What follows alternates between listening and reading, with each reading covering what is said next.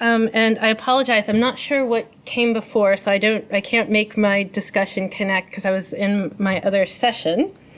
But this is possibly the most Glaswegian presentation you're going to see, and unfortunately my Glaswegian co-author is currently in the Bahamas for work, so we hate him and he's not here presenting. But that's his Twitter handle, at Gavin, so please send him your jealousy at his current location. So I'm going to talk about traffic cone preservation, specifically within the context of Glasgow. But more I'm going to talk about how, at least in this one case, we use the internet to kind of give voice to a particular alternative type of heritage that is really quite important to Glasgow. So the protection of popular and modern heritage is really a difficult issue, and it challenges the role of the preservational authorities that we have. Our preservational institutions and practices weren't developed with dealing with stranger or modern or popular or populist heritage in mind. It was for preserving what we define as high heritage, as things that we consider to be cultured culture. And that's just a very set definition of culture that's really thought to, conceived of as lifting the public up from their dark rabble, educating them versus letting them, just kind of wallow in their own horror, which you'll see is quite important in a second.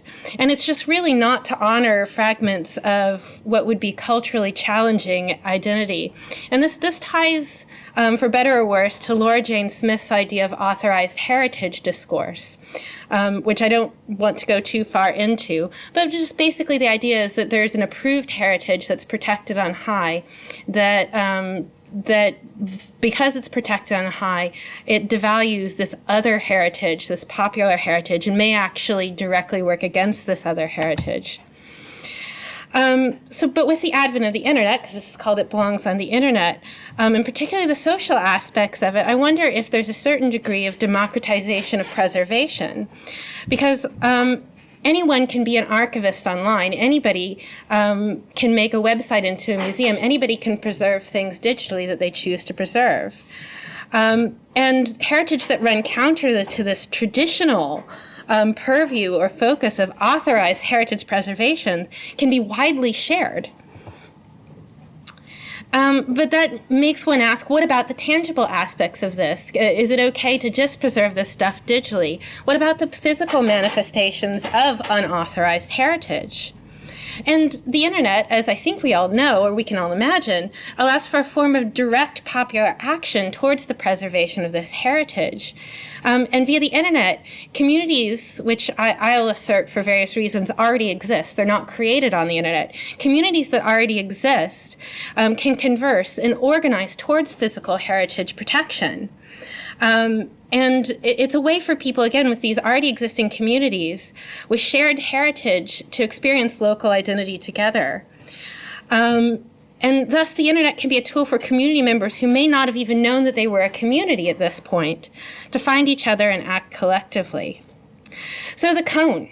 I live in Glasgow. Have you guys seen the cone? Has anybody seen it so far? Yeah, some people have seen the cone. So it's in front of the Modern Art Museum. So if you go near Queen Street, you'll see it. And in fact, if you ask anybody in downtown Glasgow, where's the cone? And that's all you have to say, they'll know what you're talking about. The cone sits at times on top of a Category A listed bronze sculpture of the Duke of Wellington.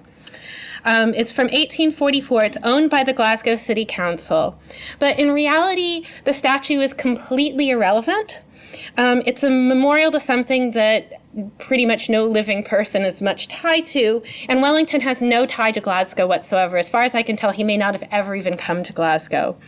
And many residents, and I should say, you'll see in a moment that I have a particular resource to quote from this, many residents who care about the cone have no idea who is depicted in the statue. It doesn't matter. That's not the point. So coning, how do you cone a statue? You find a traffic cone, you climb the statue, you cone the statue, and you admire your work. And as far as anybody can tell, and this is just from conversations with Glaswegians, that this has been occurring since at least the early 1980s, that this particular statue has been getting a traffic cone put on its head. Coning is directly associated in people's minds with the closing of a night's revelry, shall we say, particularly if a large group of Glaswegians finds the statue to be without cone, they add a cone to it. But it's also very, very strongly tied to a particular Glaswegian personality trait, which is that Glaswegians are socially perceptive people who enjoy collectively thumbing their noses at ostentatious authority in very creative ways. And this is an identity that many people here in Glasgow are extremely proud of. This is how Glaswegians see themselves, and it's seen as absolutely positive. This is something, this personality symbolized by the cone is something that makes people feel Glaswegian. So it was very interesting in 2013 when the Glasgow City Council, who owns the statue, commissioned a report, an assessment on its current condition and stability. So this report came out. It's a public document because it was indeed commissioned by the City Council, and that's also an interesting thing that happened later.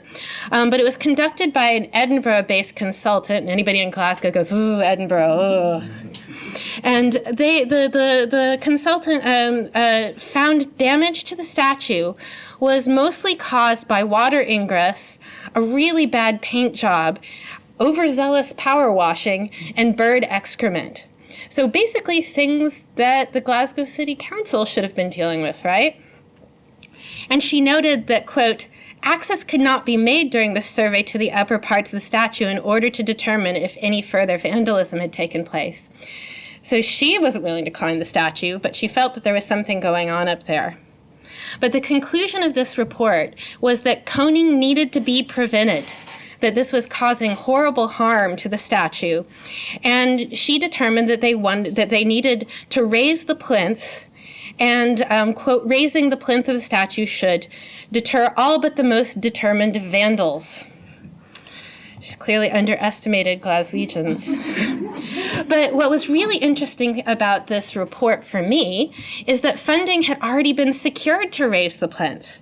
She had already got a commitment of £10,000 from Historic Scotland towards this, what she estimated to be a £65,000 project.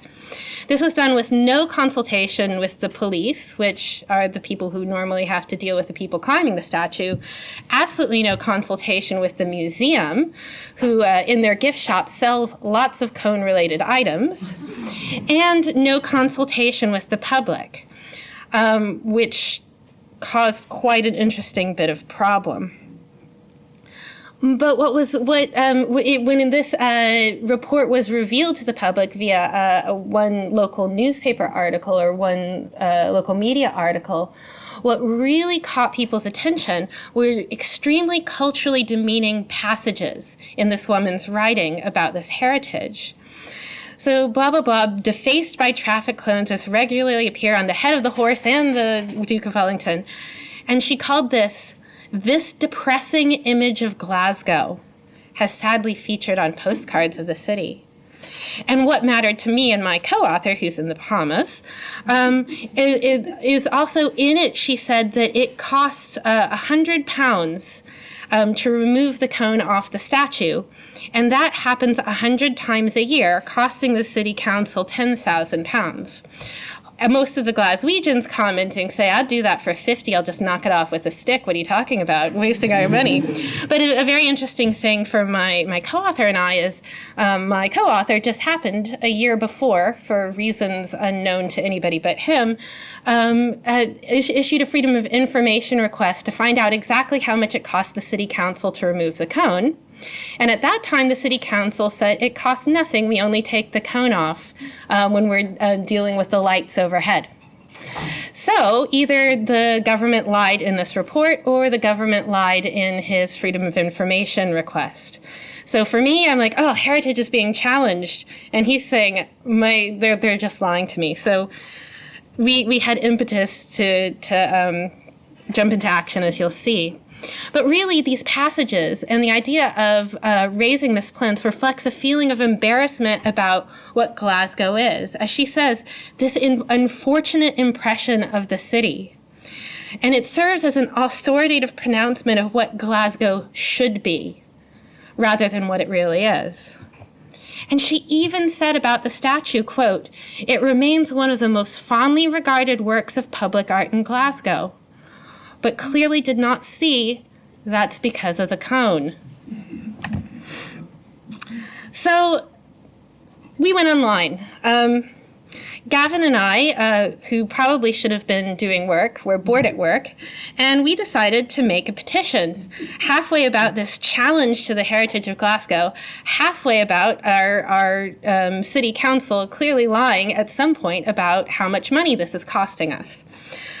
So we wrote up a petition to save Wellington's cone and stuck it on the internet. And it immediately started getting following. And I just wanted to show this because this is great. Some drunk Glaswegians fought the law over the right to put on the statue and the cone and won. So that's me and Gavin. These are those drunk Glaswegians, guys. But it shows the tone of the cone, if you will, is that's what it is. But it's considered good. And completely separate from us, people that we didn't even know took to other forms of social media and really got going about the cone. So the cone, the one in Conely, as he called himself, put himself on Twitter and instantly got tons of followers. And a Facebook group, I can't remember when this screenshot was taken, you see it's got nearly 100,000 likes. And we don't even know who put those up. And people were making these signs. I didn't make those. Those are other people who made those. And it's completely unorganized in any way. But it had an amazing amount of results. So our petition got tons of signatures. We have a confirmed victory sign. I like how red it is. It's a bit weird. And I turned the thing off after less than 24 hours at over 10,000 signatures. And nearly as many comments talking about the cone. So that was pretty exciting. There was a massive amount of media coverage, both in the UK and elsewhere, which was very strange for my co-author and I. As you know, we're seeing our words on a ridiculous petition being put in the Telegraph and the Guardian and Independent word for word, talking about our challenge. So will this stop drunk Glaswegians? We don't think so. And there was also lots of international coverage. Speaking of podcasts, we were on PRI's The World in front of the cone, admittedly slightly drunk, talking about it. and it kind of caught some sort of something in the public imagination. And another thing is this tied into the independence referendum landscape in Scotland at the time, in ways that are kind of subtle and hard to explain. But this certain type of pride in Glaswegianness was tied to many people's feelings towards independent Scotland, and a lot of the people organizing at this time were people who were also organizing for Scottish independence. And just as a little aside, because I haven't had time to think it all the way through, this is like another paper entirely, when people were commenting on this on social media in our petition, there was a certain tendency to use Scots instead of English to talk about this.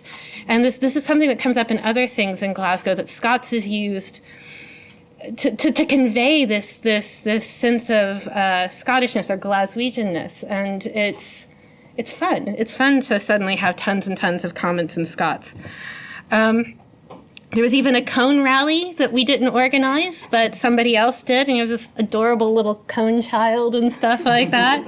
And there was no cone on the statue at the time, and there were actually police guarding the statue because they had gotten wind of this cone rally. But that was, again, within 24 hours, and there were several local politicians there supporting the cone. It was all really strange. And the council backed down, again, in less than 24 hours. They backed down from this plan that they had that even had funding, because the public absolutely challenged this challenge to their heritage.